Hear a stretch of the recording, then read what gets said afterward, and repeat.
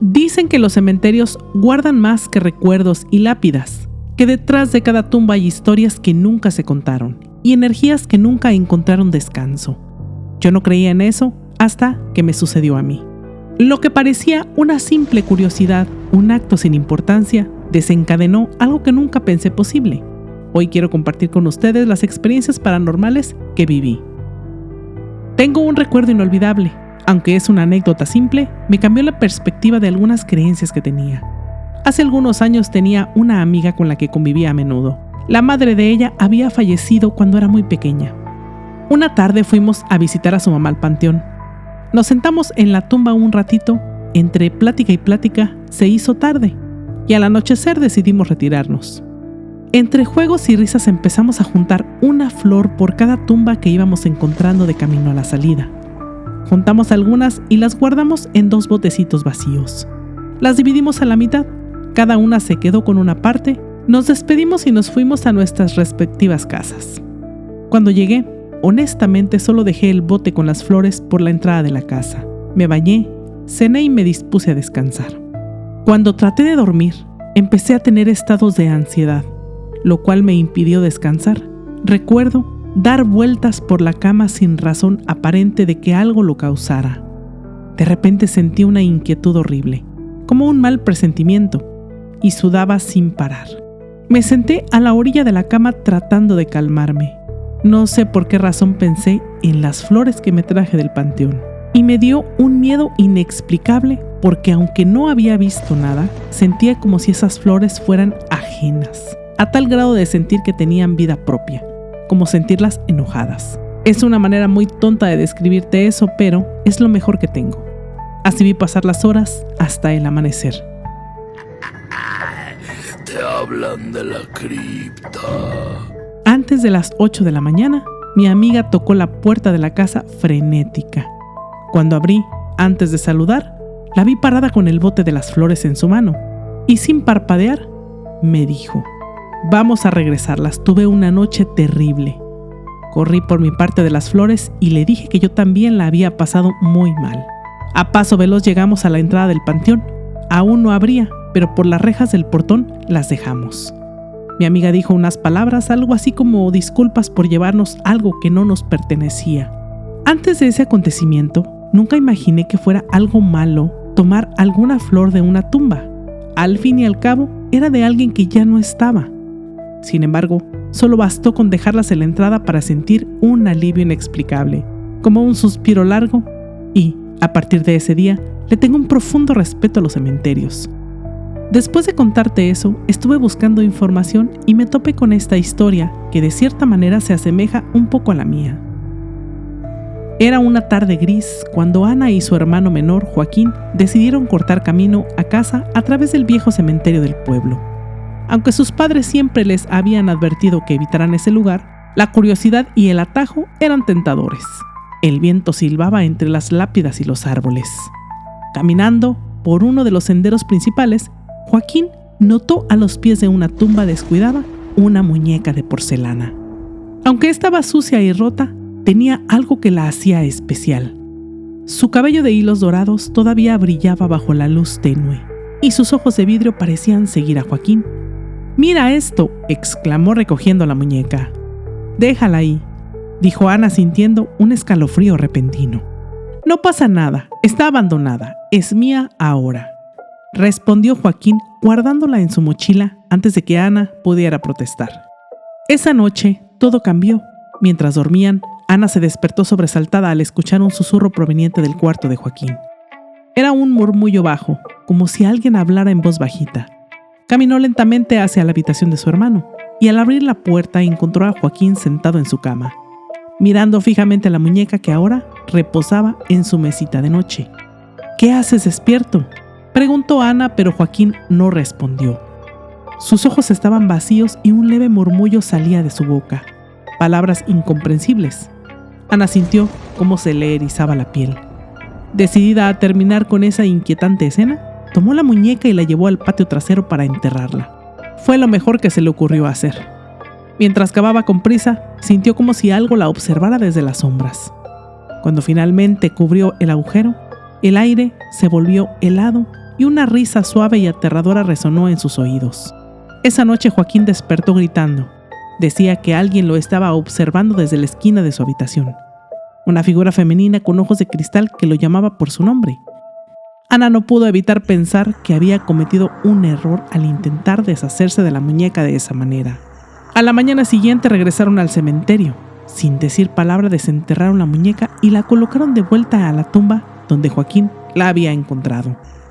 Antes de irse, Ana murmuró una disculpa, esperando que fuera suficiente. Desde ese día nunca volvieron a tomar nada de algún camposanto. Las leyendas cuentan que al tomar algo de un cementerio, no solo te llevas el objeto físico, sino también las energías que lo rodean. Puede ser el espíritu de quien descansa allí, o las fuerzas que protegen el lugar.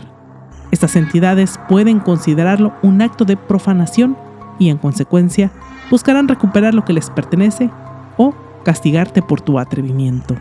Pero no todas las historias terminan con arrepentimiento o redención.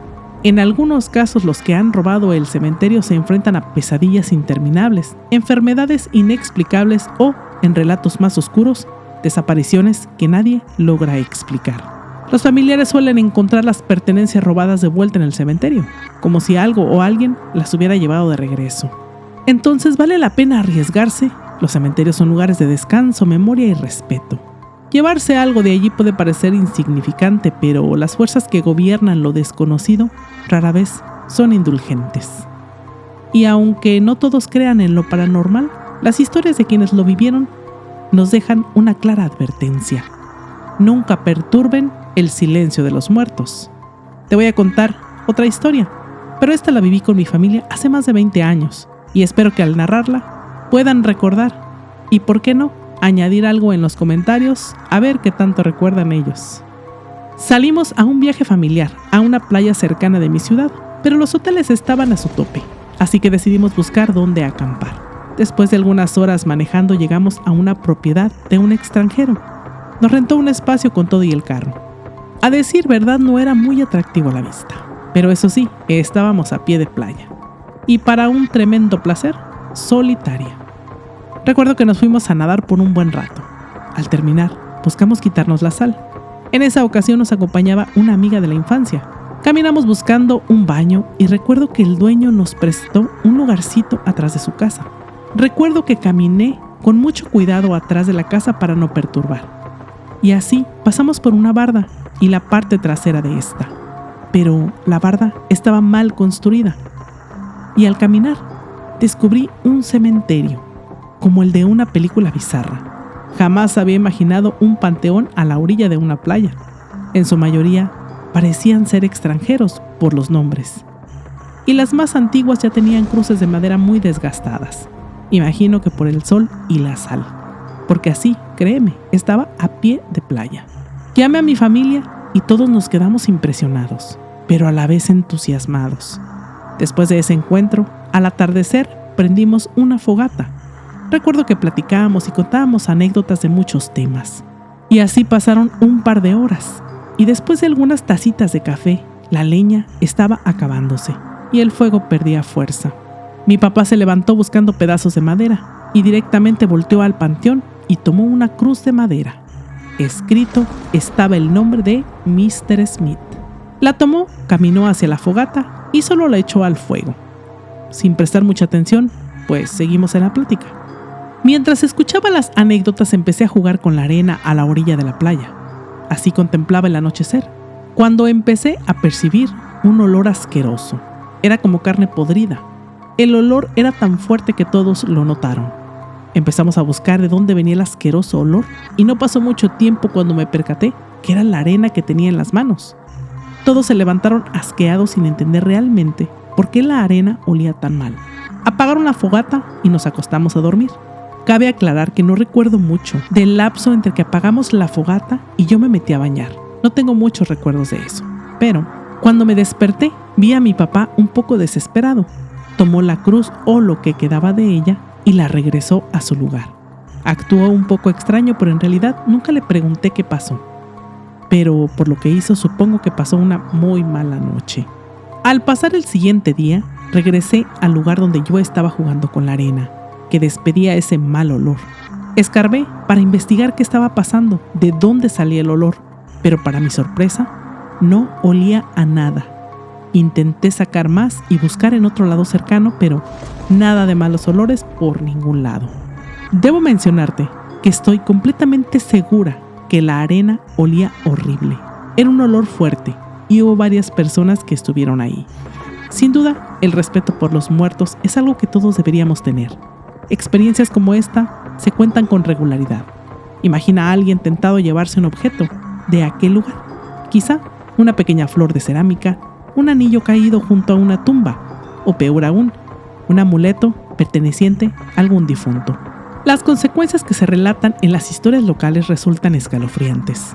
Cuentan que el primer signo se presenta en los sueños de quien se lleva el objeto, una pesadilla recurrente de sombras que rodean la cama, susurros y apariciones en el espejo que parecen estar a borde de tomar forma.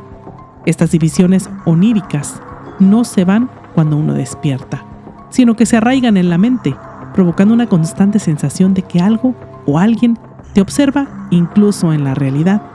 Algunos testigos comparten que, tras unos días, comienzan a experimentar sucesos extraños en su hogar.